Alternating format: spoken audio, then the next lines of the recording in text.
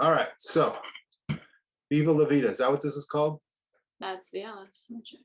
A song by Coldplay, 1998? No way. The song? Yeah. No. What? It came out when I was alive. 2000 and... Yeah, 2000 and something, I guess probably. 1998. No, it's not. Where's your phone?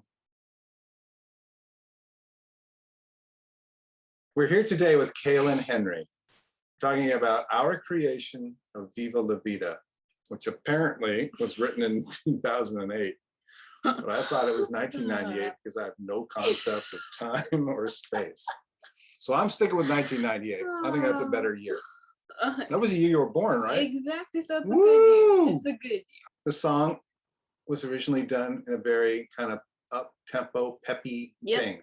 And we decided the first thing to do is not that. Yes. We decided to start it out with a harp. The whole thing is basically strings, harp, and celeste. And Kalen's beautiful voice. Well, thank you. So here's the intro.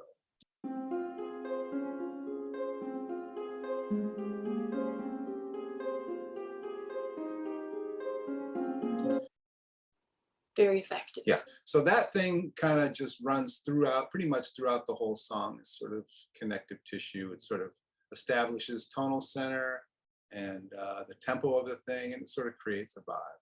Yeah. It's called the ostinato. It's called ostinato. According to my father. That's an ostinato. Yes. And then we brought in these very creepy voices.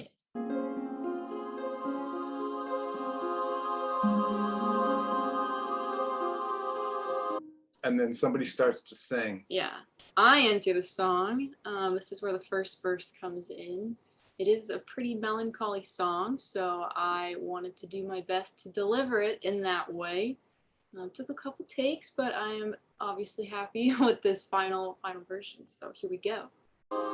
I used to rule the world. Seas would rise when I gave the word. Now in the morning I sleep alone. Sweep the streets I used to own. Delightful. Thank you. So then we decided to add another element, and this is kind of the first time you really hear the strings. And this is a combination of the violas and cellos. I don't really remember what this is, so let's see.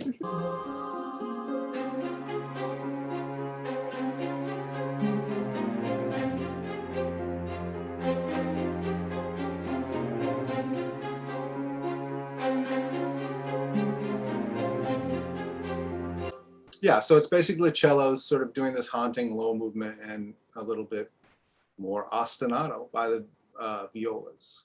Mm-hmm. And then, my favorite part, comes the second verse. I used to roll the dice, feel the fear in my enemy's eyes, listened as the crowd would sing. Now the old king is dead, long live the king. 1 minute I held the key.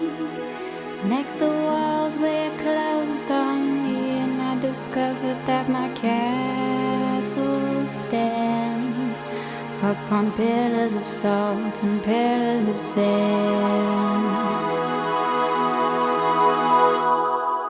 Yeah, so we're still basically maintaining that sadness, that despair in that verse, but also building at this point because we're coming to that very famous chorus.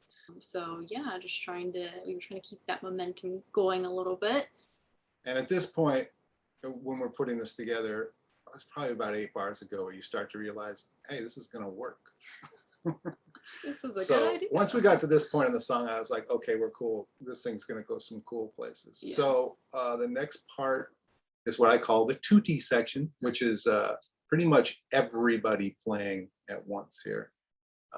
Full instrumentation, and as you can see, we've tripled Kalen's voice for this section. So this is what it sounds like. I hear Jerusalem bells ringing, Roman cavalry choirs are singing. Be my mirror, my sword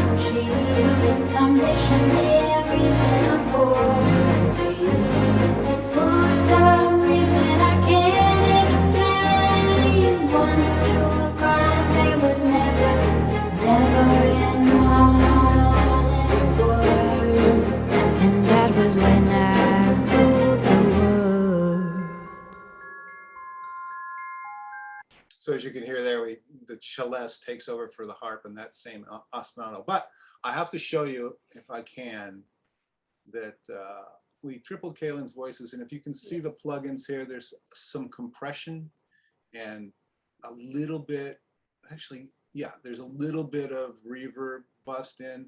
There's no tuning, there's nothing else. So I have to brag on my daughter. Oh, I'm just very bragging. Sweet. That's sweet. I'm just bragging. Yeah, like my dad mentioned, that part of the chorus, that part of the song is tripled, so that takes a lot of me's to do that part, and it's a tricky process. You have to make sure that each syllable, each release of a word matches, so it can take a couple tries, but really liked how that part of the song came out, for sure. So continuing, like I said, now the celeste takes over for the harp, kind of gives it a little bit more of a, I don't know, almost like a demented child thing, perhaps dark. Harry Potter, if you will. So let's go through that, and then we go into, is this the third verse? This is the third verse. Wow, it's flying by. Yeah.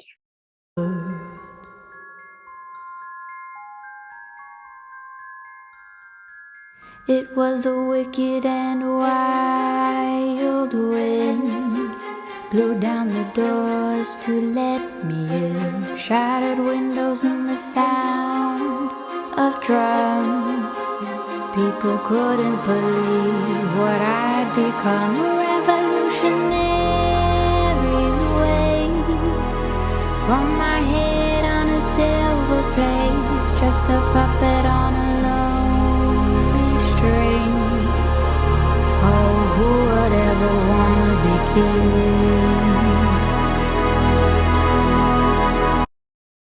So that's that. So as you can hear now, there's more elements being added, so the energy is building. Really, one of the challenges of doing this is sort of creating energy using samples in this particular case. So then we get to the second chorus here, and it's just bigger. And now we've created this violin moment that makes it a little more dramatic. Anything else to say about this? But it's awesome. I love it. Here's the second chorus.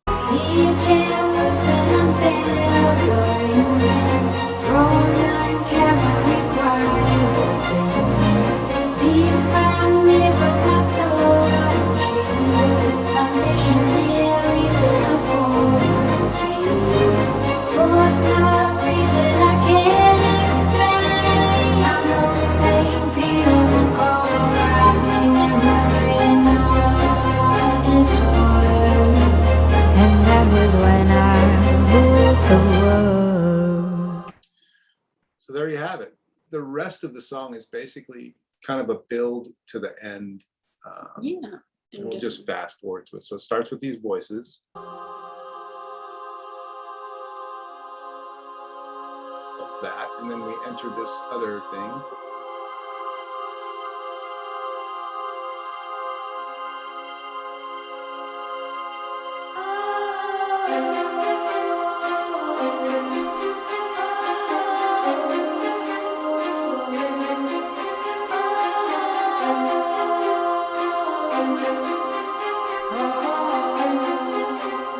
So that O pad, that O section is, I think, an 8-bar phrase or something. So she sings this several times, and every time she sings it, we add another element of the orchestra, which creates a build. So. And this is straight from the original, yeah. Right? This was in the original. We changed it a little teeny bit because they didn't do it right. All right, so here it is. And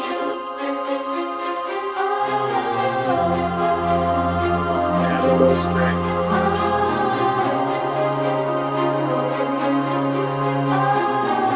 So as you can hear, more and more elements until it builds to a furious climax. And you'll have to get the song to hear the end. We're not going to give away the goods. Yep. So that's our take on Viva la Vida. Hope you enjoy it. It's fun for us. We don't really care that much if you enjoy it, do we? We enjoy it. That's good enough just for fun. us. Yes. All right, signing off until the next one.